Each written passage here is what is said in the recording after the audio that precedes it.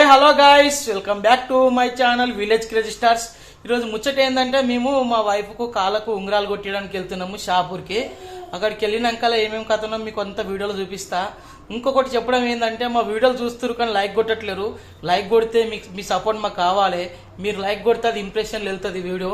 So videos అయితే అసలు reach అవ్వట్లేవు, views రావట్లేవు. దయచేసి కొద్దిగా మాకు సపోర్ట్ చేయండి. ఇప్పుడైతే మేము షాపూర్కి వెళ్తున్నాం పట్టీలు కొట్టడానికి. సో చూడండి.